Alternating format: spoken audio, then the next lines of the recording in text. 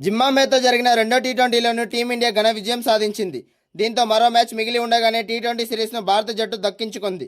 భారత్ అందించిన 220 పరుగుల లక్ష్య ఛేదనలో జింబాబ్వే టీం కేవలం 17.5 ఓవర్లలోనే 129 పరుగులకే పరిమితమై ఆలౌట్ అయింది. భారత్ తరపున యష్ ఠాకూర్, ప్రిన్స్ యాదవ్, రవి బిష్ణోయి, శివం దూబే, తిలక్ వర్మ, అభిషేక్ శర్మ వికెట్లు తీశారు. బ్రియన్ బెన్నెట్ను 32 పరుగులను అవుట్ చేయడం ద్వారా యష్ తన తొలి టీ20 వికెట్ సాధించాడు. Prince Yadav, Ben Curran, Sikandar రజాలను అవుట్ చేశాడు. అంతకుముందు హరారేలో టాస్ ఓడిపోయి బ్యాటింగ్ చేసిన భారత్ 20 ఓవర్లలో 5 వికెట్ల నష్టానికి 219 పరుగులు చేసింది. ఇషాన్ కిషన్ 44 బంతుల్లో 81 పరుగులతో టాప్ స్కోరర్గా నిలిచాడు. తిలక్ వర్మ 29 బంతుల్లో 60 పరుగులతో నాటౌట్గా నిలిచాడు.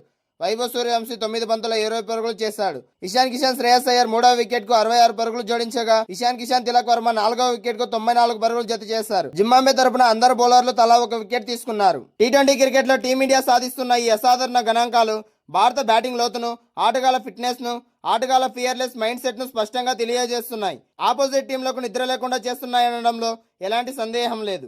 పొట్టి ఫార్మెట్ లో భారత క్రికెట్ జట్టు విధ్వంసకర బ్యాటింగ్ తో సరికొత్త ప్రపంచ రికార్డు నెలకొల్పింది.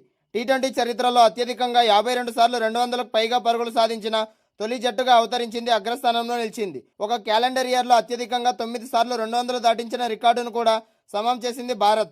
అంతర్జాతీయ టీ20లతో పాటు మొత్తం పొట్టి ఫార్మెట్లతో భారత్ ఆధిపత్యం నానాటికి పెరుగుతోంది. మ్యాచ్ ఆరంభం నుంచే బాదుడే లక్ష్యంగా మైదానంలోకి దిగుతున్న భారత బ్యాటర్లు పదే 200+ స్కోర్లు నమోదు చేస్తూ చరిత్ర సృష్టిస్తున్నారు.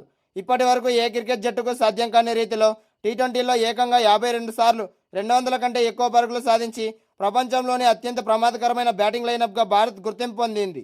ఈ రేసులో రాయల్ ఛాలెంజర్స్ బెంగళూరు 46 సార్లు 200+ పరుగులు చేసి రెండో స్థానంలో నిలవగా కౌంటీ క్రికెట్ జట్టు సమర్సెట్ 44 సార్లు ఈ ఘనత సాధించి మూడో స్థానంలో నిలిచింది. ఓ అంతర్జాతీయ జట్టు ఐపీఎల్ ఫ్రాంచైజీల కంటే విదేశీ కౌంటీల క్లబ్ల కంటే ఎక్కువ సార్లు భారీ స్కోర్ నమోదు చేయడం భారత బ్యాటింగ్ శైలిని దూకుడుకు అద్దం పడుతోంది. 2026 క్యాలెండర్ ఇయర్ లో భారత జట్టు మరో చారిత్రాత్మక రికార్డును కూడా సాధించింది. ఒకే ఏడాది వ్యవధిలో ఏకంగా 9 సార్లు 200 కంటే ఎక్కువ పరుగులు చేసి ప్రపంచ రికార్డు సృష్టించింది.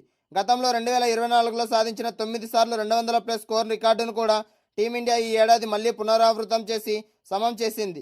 ఇంతకుముందు 2023లో భారత్ 7 సార్లు ఈ మైలురాయిని అందుకోగా 2024లో జపాన్ 7 సార్లు, 2025లో ఆస్ట్రేలియా 7 సార్లు ఈ ఘనత సాధించాయి.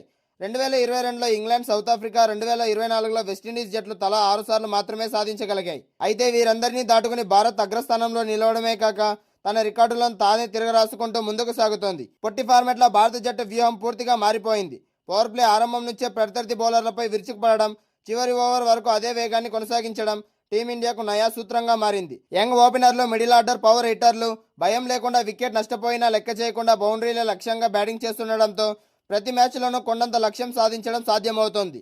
ముఖ్యంగా వికెట్లు పడినా రన్ రేట్ తగ్గకుండా చూడడంతో ప్రత్యర్థి జట్లు ఒత్తిడిలో పడిపోతున్నాయి. రాబోయే సిరీస్లోనూ భారత్ ఇదే ఆక్రమణ శైలిని కొనసాగిస్తే ఒకే ఏడాదిలో 10 సార్లు 200+ సాధించిన తొలి జట్టుగా చరిత్ర సృష్టించడం ఖాయంగా కనిపిస్తోంది. తిలక్ వర్మ, ఇషాన్ కిషన్ల హాఫ్ సెంచరీలతో భారత్ భారీ స్కోర్ సాధించింది.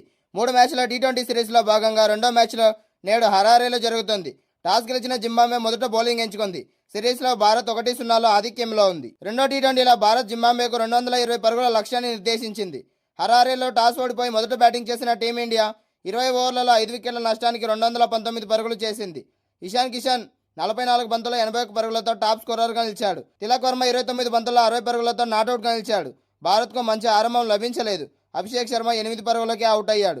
వైభవ్ సూర్యవంశీ 9 బంతుల్లో 3 ఫోర్లు, 1 సిక్సర్తో 20 పరుగులు చేశాడు. ఆ తర్వాత ఇషాన్ కిషన్, కెప్టెన్ శ్రేయస్ అయ్యర్ కలిసి 25 బంతుల్లో 66 పరుగుల భాగస్వామ్యం నెలకొల్పారు.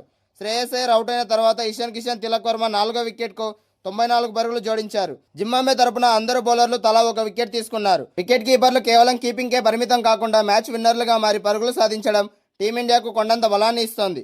మరి రాబోయే మ్యాచ్ల్లో సంజు శాంసన్ తన రికార్డును మరింత ముందుకు తీసుకెళ్తాడా, లేదా ఇషాన్ కిషన్ అతని రికార్డును దాటేస్తాడా వేచి చూడాలి. టీ20 అంతర్జాతీయ క్రికెట్లో భారత వికెట్ కీపర్ బ్యాటర్ల మధ్య రికార్డుల సమరం పీక్కు చేరింది. వికెట్ కీపర్గా అత్యధిక అర్ధశతకాలు బాదిన ఆటగాళ్ల జాబితాలో సంజు శాంసన్ అగ్రస్థానంలో కొనసాగుతుండగా యువ వికెట్ కీపర్ ఇషాన్ కిషన్ శరవేగంగా అతని రికార్డును చేరుకునే దిశగా సాగిపోతున్నాడు.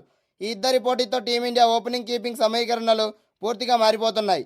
అయితే జింబాబ్వేతో జరుగుతున్న రెండో టీ20లో ఇషాన్ కిషన్ 13వ ఓవర్లో తన అర్ధశతకాన్ని పూర్తి చేసుకున్నాడు.